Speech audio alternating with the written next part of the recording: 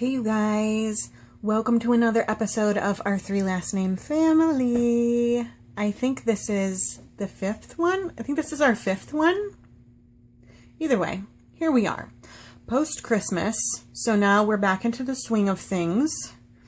I did take like a week and a half off to just have Christmas break with the kids and just enjoy all of that, which totally happened. I was really glad for all of that. We had a fantastic Christmas. I do have some news for you regarding the pregnancy. I'm still pregnant. I'll be 38 weeks on Thursday. So, like I said, she's not coming early. I knew that's the way things would be. I was right. So, it is what it is. I go to the doctor tomorrow and she's going to check me and I might be like, let me just rewind my situation here. So on Saturday, I had contractions all day, like real contractions. And so I was like, okay, I feel like something's going on. So Sunday all day, I'm like waiting. And then I've had like legit contractions my whole, like since I was like 19 weeks pregnant. And then like the real non-Braxton Hicks contractions. Like I had to go to the hospital multiple times to have the contractions stopped. And then, so Sunday I'm like, okay, I'm getting that weird like foreboding feeling. I feel like we're on the way. Excuse my hiccup. Like, I feel like we're right there. So excited. And then I start having Braxton Hicks contractions. And I'm like, these are fakes. These contractions are fakes. And they hurt so bad. And they're just fake. I was so annoyed. I was so annoyed with my body. Which isn't why. But I was. Just, it's the way my brain works. So, anyway. These fake contractions all day. They were painful, but like no big deal. But then by the evening time, I noticed that I hadn't felt the baby move in hours. And she has been extremely active and had even been very active all day on Sunday. And so I was laying down and it's the normal time of day that she would start to get real wiggly. And that's when they tell you, to do your count the kicks. To do that at the same time every day because your baby starts to follow a pattern of behavior while they're still in utero. So I noticed at my usual time when I would be counting those things that she hadn't been moving. So I got really worried. And you're welcome for sharing this. I was also leaking some fluid.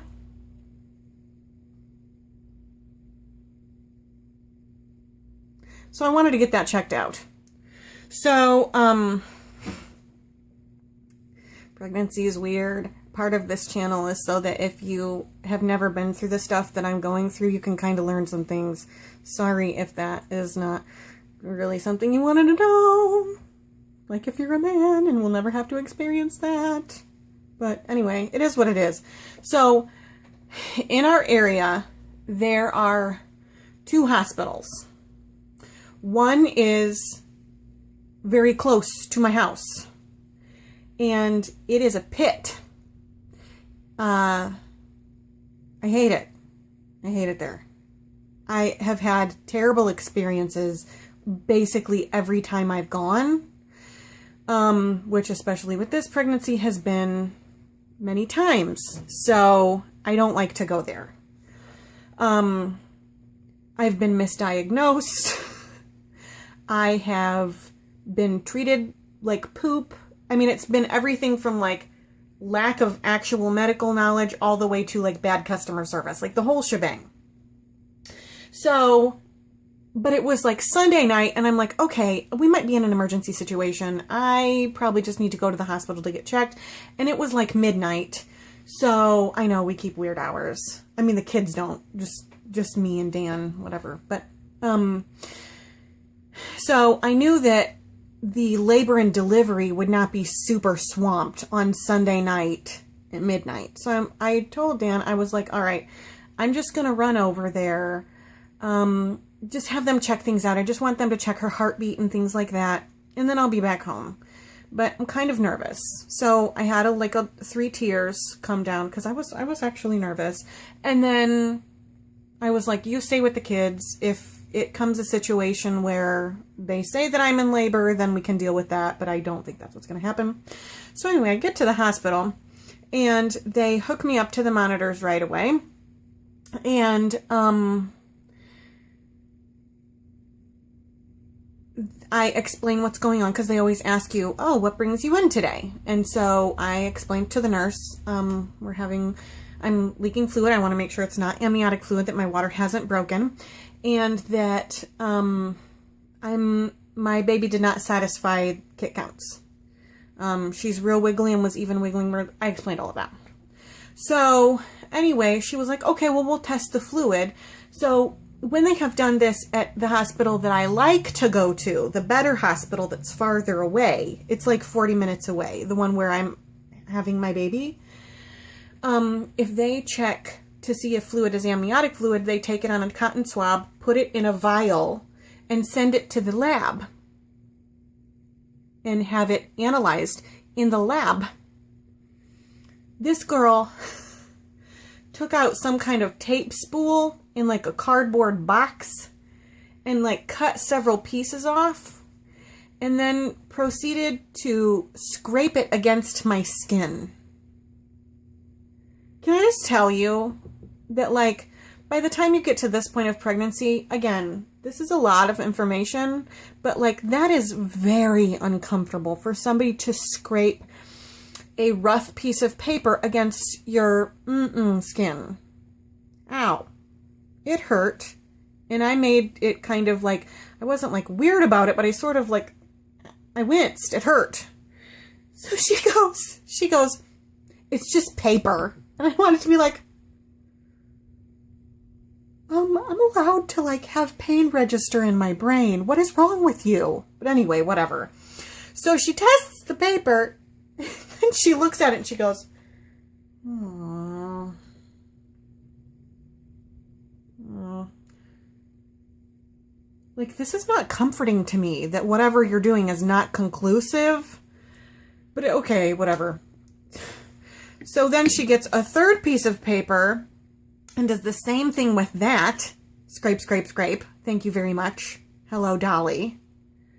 And then she drops it on the floor. And I'm like, I feel like the control part of the experiment that you're doing is maybe ruined by now. So what is happening?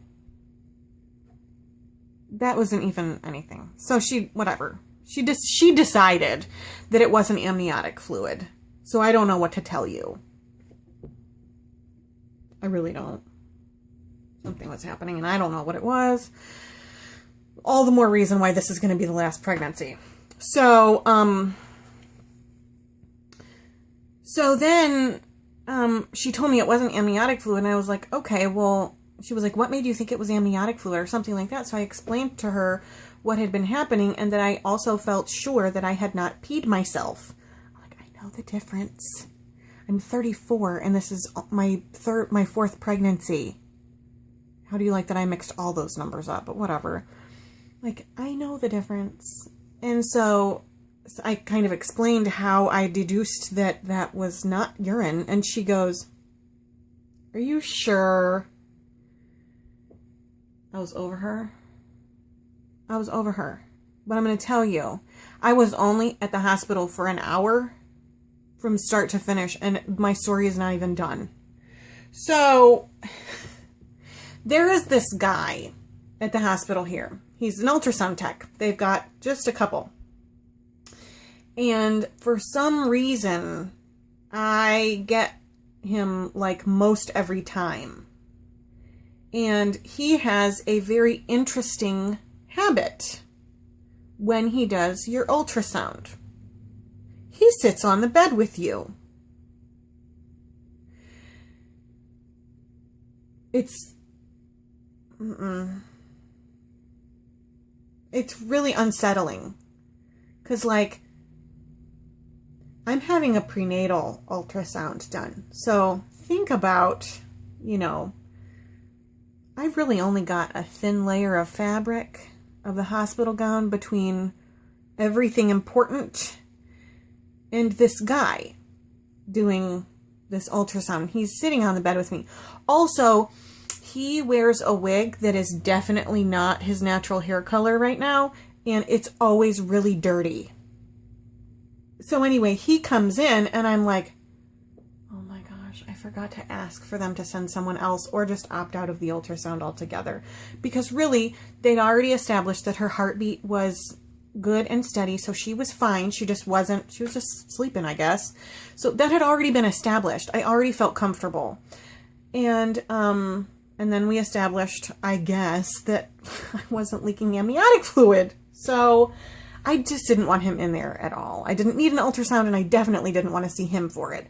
So he comes in and I'm like, okay, I don't have to. Today is not the day and I am not the one. That is literally like what I felt. So he comes in and he goes, I'm just gonna sit right here on the edge. And in my mind, I'm thinking, oh, no, you're not.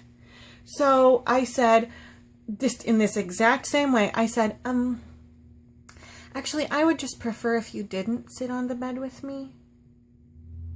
And he goes,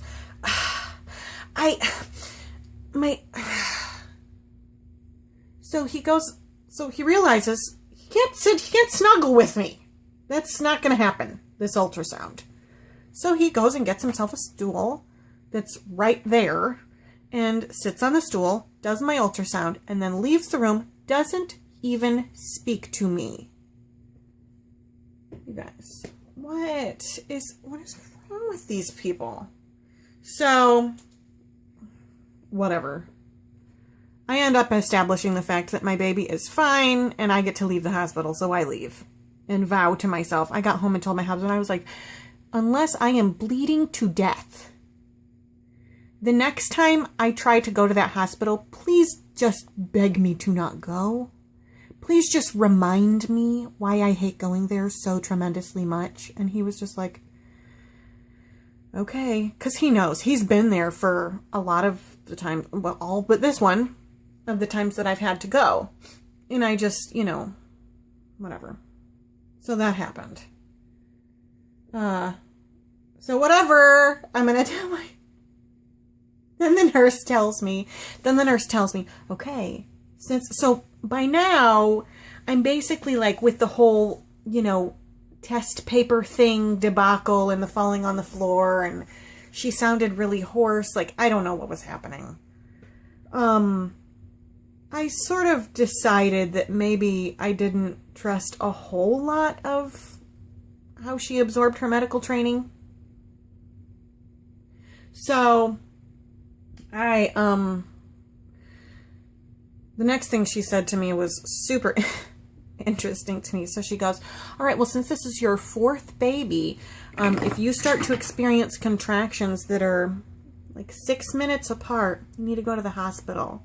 And in my mind, I'm thinking, how much of my time are you trying to waste? Like, I have to go to the hospital all the time anyway, at least once a month. I've had to go at least once a month. I'm sure they think that I am like some kind of like, I don't know, what is that? Where you just like seek out medical attention for entertainment. Because I get there and I'm like having actual contractions and they're like, oh, we gotta stop these right now.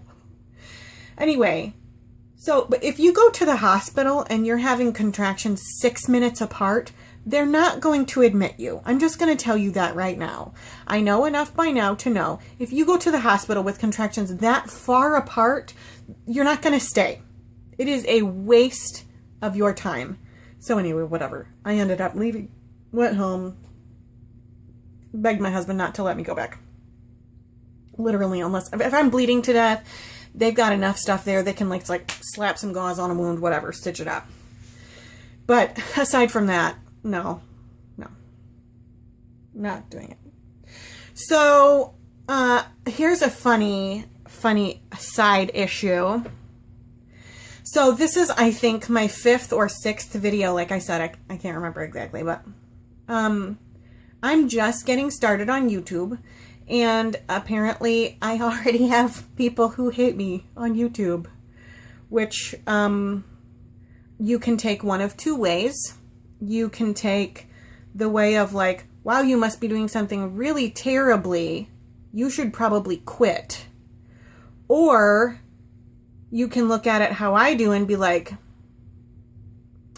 what you jealous of, friend? I guess I got something you want or wish you had. So if you can't beat them, join them. I mean, like, join the party instead. It's so much more fun. But anyway, I just thought that was hilarious. It's interesting, the liberties people feel when they're sitting behind a computer screen or their phones or whatever, typing things in or sending things out into the world, into the universe to be absorbed as criticisms. And I guess I just decided that I was just going to take some time in this video to, number one, invite them to just like join the party instead of being critical, and also, if they decide not to do that, to just thank them so much for the stats that they're giving me, because I'm just getting started, and so any stats you can pad for me, I'll take it. I appreciate it. Thank you so much. Anyway, I just like found that out the other day, because, you know, you get notified of all these things, and I just thought, at first I was like, what? And then I was like, oh, okay, yeah, well, whatever. If this happens to everybody that's on YouTube, because everybody on YouTube will tell you, especially very successful people, that you will get criticism. Just get a thick skin right away. And so it was like, I sort of had that succession of emotions right away, where then I was like, oh, all right, well, if this is happening to me already, I must be doing something right. Like I said, if somebody already is trying to attack what I'm doing, then it must be something that looks noteworthy enough to threaten, so, or attack, or whatever, so. Anyway, thanks for the views. So, moving on to something else, and this will be how I close our video today, our time together. So my husband has a bird that he has had since he was 12. So we're approaching, this is a bird of the parrot variety. So we are approaching that he has now had this bird for almost as long as my younger sister has been alive, like 24 years. 23 or 24 years. Long time. We also have a guinea pig. Her name is Rose, after Rose from the show about the 4 old ladies. I don't know what you're allowed to mention and not allowed to mention on these. I need to really research that. So, but you know what I mean. So we had those 2 pets, and then the other day I went to the store to go get bedding for Rose. And it was pet adoption day.